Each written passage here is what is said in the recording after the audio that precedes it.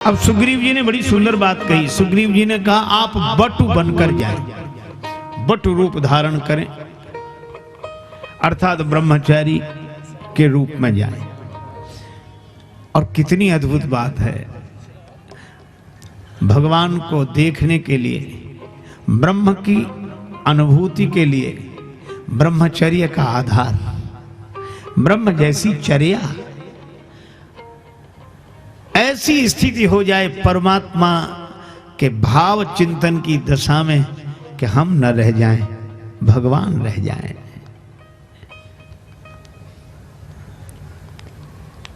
देखो हम लोग सवेरे सवेरे जागते हैं,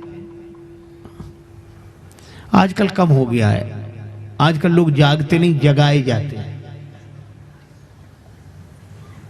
8 बजे, और वो भी कौन जगाता है? चाय ना होती तो शायद जगते ही नहीं। उठो चाय बन गई, मतलब इसी के लिए जगेंगे, न बनती तो सोते ही।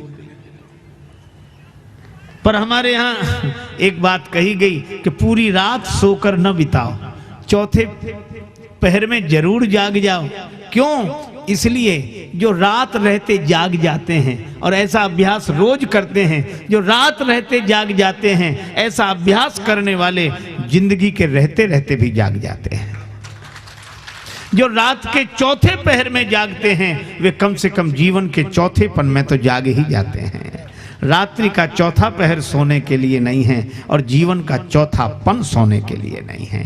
हम जाग जाएं। एक कवि ने कहा यौवन में उस समय की तैयारी करनी चाहिए, जवानी में अजल के वास्ते, मृत्यु के समय जवानी में अजल के वास्ते सामान कर गाफिल, और मुसाफिर सबसे जगते हैं जब जाना दूर होता है।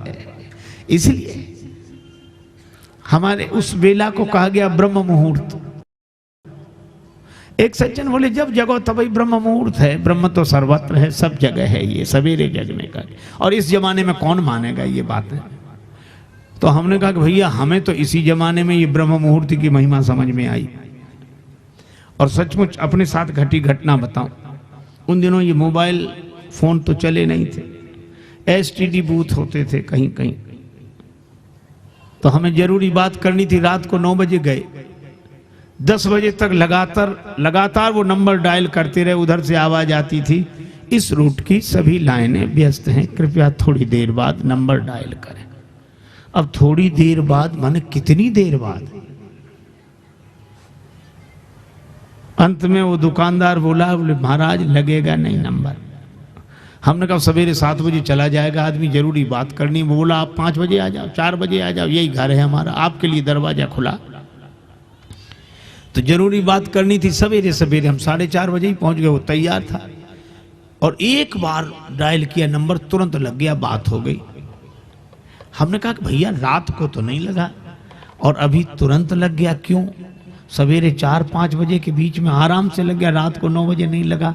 तो वो बोला कि महाराज रात को लाइनें बिजी होती हैं, इसलिए बहुत मुश्किल होती है, लाइनें व्यस्त होती हैं, इसलिए नंबर नहीं लगता। बोले फिर? बोला सवेरे सवेरे लाइन क्लियर होती है, एक बार ही नंबर डायल करो तो तुरंत लग जाता है। हमें उसी दिन ब्रह्म मुहूर्त की महिमा समझ में आई कि दिन भर का थका हुआ हैरान परेशान आदमी दुकान में, व्यापार में, व्यवहार में, अब सिर दर्द हो रहा, थका, आराम करना चाहता है। उस समय कोई कहे भगवान का ध्यान करो, नाम जपो, अरे लाइनें बिजी है, नंबर लगेगा नहीं, आराम करो और सवेरे सवेरे जग जाओ, लाइन ऐसी क्लियर मिलेगी। भगवान का स्मरण करके देखना, एक बार में ही नंबर लग जाएगा। इसलिए उसको कहते हैं ब्रह्म मुहूर्त। आज हम लोग ब्रह्म की चर्चा करते हैं, पर एक संत कहते थे जिसने ब्रह्म मुहूर्त ही नहीं देखा वो ब्रह्म को क्या देखेगा। तो ब्रह्म मुहूर्त जिसने नहीं देखा वो ब्रह्म को नहीं देख सकता, और जिसने ब्रह्मचर्य का जीवन नहीं जिया वह क्या ब्रह्म को देखेगा, क्या ब्रह्म की अनुभूति होगी।